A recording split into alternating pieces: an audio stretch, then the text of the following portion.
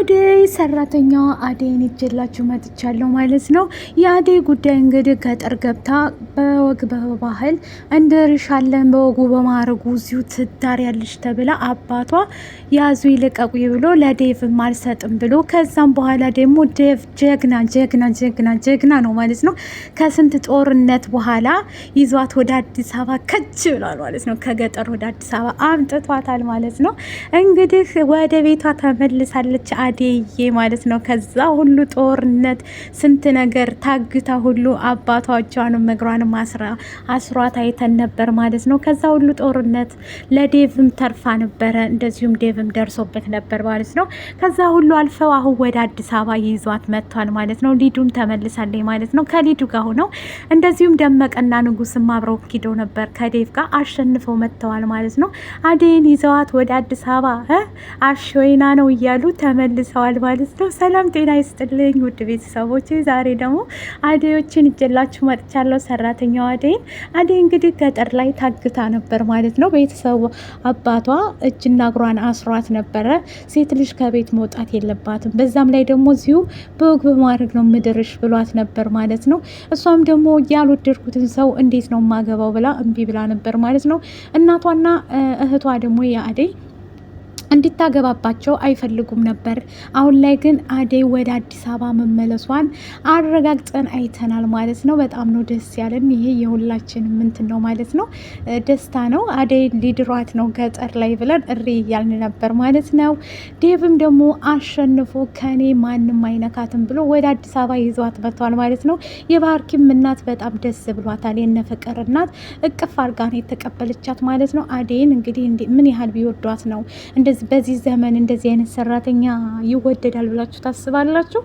በጣም ነው የወደደቻት ማለት ነው። የነ ባርኪ እናትም ተመልሳ መታ ነበር። አደይ ሄዳለች ሲሏት ሌላ ቦታ ነበር የምትኖረው። ፍቅር ነበረች ከዚህም በፊት ያባረረቻት።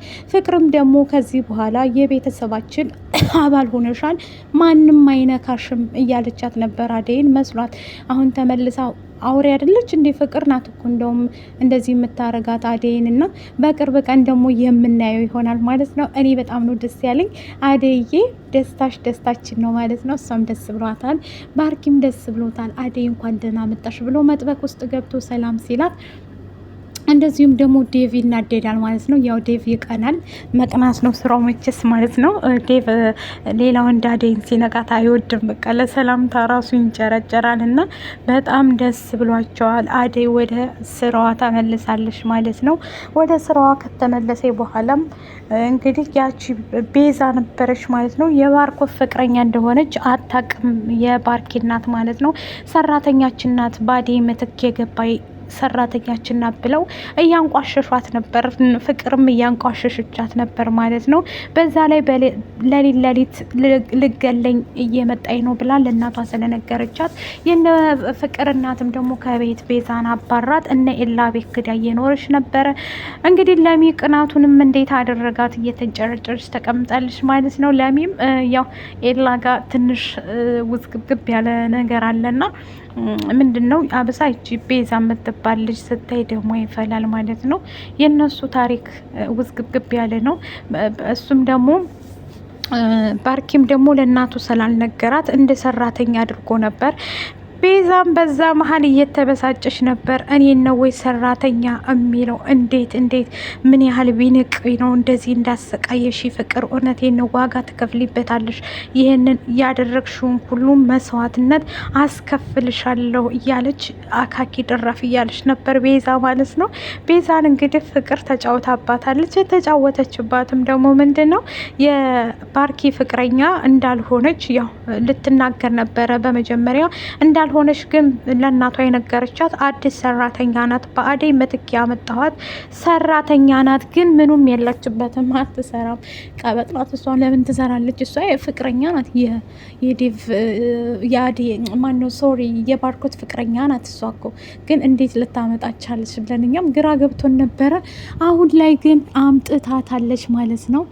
እሷን አስወጥተው አደይ ወደ ቤቷ ተመልሳ በደስታ ለመኖር ፈቃደኛ ናቸው ማለት ነው። ሊዱም እንዴት አባረርሻት ያችን ቤዛን? ቤዛ እኮ እማትረባ ልጅ ናት፣ በዛ ላይ ደግሞ ልትገለኝ ነበረ እያለች ለባርኪ እናት እየተናገረች ነበር። እንኳንም አባረርሻት ትላታለች ማለት ነው። ቤዛን ጠልተዋት ነበር። አሁን እነ ኤላ ቤት ሂዳ እዛ እየኖረች ነው። በጣም ተናዳለች ማለት ነው። በዛ ላይ ገጥሟታል። ለምን ብትሉ ኤላንም ተወደዋለች ሲመስለኝ ቤዛ ማለት ነው። ስለዚህም እንደገና ደግሞ ይቺ ለሚ ደግሞ በጣም እየተንጨረጨረች ነው ማለት ነው። ማንኛውም ሰው ይጨረጨራል ጋይስ። ማንም ሰው ከጓደኛው ጋር ሆኖ ሌላ ሴት ጋር ስታው በጣም ነው እንትን የሚለን ማለት ነው። እኛ ሴቶች ማለት ነው ነብር ነው የምንሆነው። እና በጣም ተበሳይታለች ማለት ነው። እንዴት ይህን ያህል ምን አድርጌ ነው ይህን ያህል እንደዚህ ያንቋሸሸችኝ? ዋጋ አስከፍላታለሁ እያለች ነበር ማለት ነው። ዴቭና እንትናም ደግሞ በጣም ደስ ብሏቸዋል። አደይ እዛው ለመዱበት ክላሳቸው እያወሩ ነበር ማለት ነው። አደይ ክላስ ገብቶ በነገራችን ላይ ዴቭን ሳላደንቀው አላልፍም። ገጠር ገብቶ አስባችሁታል? ለእሷ ብሎ ምን ያህል ቢወዳት ነው እንግዲህ አደይን ለፍቅር እንደዚህ ዋጋ ከፍሏል ማለት ነው።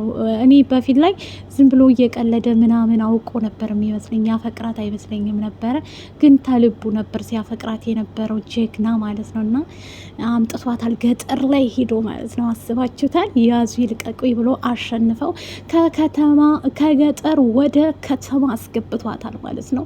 እሷም ደግሞ አትፈልግም ነበረ ማግባት እዛ ገጠር ላይ ታውቁታላችሁ እንግዲህ ሀገራችንን እየጎበኛችሁ እያያችሁ ባህሉን ምኑን እና በዛ ምክንያት ቤተሰቦቿም ደግሞ በወግ በማድረግ ነው እንጂ እንደዚህ አንቺ የከተሜ ሰው ወደሽ ነው ለካ ቀይን ያስደፈርሽው ብሎ አባቷ አካኪ ድራፍ ያዙ ይልቀቁኝ እያለ ነበረ። ከዛ ሁሉ እንግዲህ ውጣ ውረዶች አልፋ ለራሷ በቅታለች ማለት ነው። ወደ አዲስ አበባ አምጥቷታል ማለት ነው። እሱም ታግቶ ነበር። በነገራችን ላይ እንደዚህ የሚያደረገበት መንስኤ ምንድን ነው? እንትና ይዞ ባሄድ ምኑንም አያውቀውም ነበረ ደመቀ ያው ዘመዷም ስለሆነ ለሷ ለአደይ በዛ የተነሳ ነበር የወሰዳት። አሁን አምጥቷል እላቸዋለሁኝ። ተመልሰው ሁሉም መጥተዋል። ንጉስና እንትናም ደግሞ ደመቀም ውጭ ወጣ ነበር ማለት ነው። ፍቅር ወደ ማንቻ አደይ ወደ ሱቅ ሄዳ ነበርና እንዴት ነሽ ደህና ነሽ እያሏት ነበር ማለት ነው። እሷም ደግሞ ደህና ነኝ አሁን ገና መውጣቴ ነው እኮ ተውኝ አትከታተሉኝ እያለቻቸው ነበር። ያው እንትና ስለሚያፈቅራት አደይን የማያፈቅራት ወንድ የለም፣ ንጉስ ያፈቅራታል። እና በዛ የተነሳ አምጥተዋታል አሁን ማለት ነው። አሁን ፍቅር ጸባዋን አስተካክላለች ስትታይ ማለት ነው። ጤነኛ ትመስላለች። ያው ጸባዋን እንትን ካላለችው አሁን ደህና ነች ማለት ነው። ትንሽ አስቸጋሪ ልጅ እንትና ናት ማለት ነው። ፍቅር ነች ሀርደኛ የምትሆነው። እናቷ ደግሞ ፍቅርም አትመለስም እዚህ ቤት አልፈለግም፣ አደይ የምትባል ሰራተኛ እቤታችን ውስጥ እንዳትገባ እዛው ገጠሯ ትቀመጥ ብላ እያለች ነበረ። የአደይ እናትም ደግሞ በፍጹም የኔ አደይ እዚህ ቤት ትመጣታለች፣ ትመለሳለች። አንቺ ምን አገባሽ ስለቤቱ እኔ እንጂ ማዘው አንቺ አይደለሽም ብላለች ማለት ነው የነባርኮት እናት።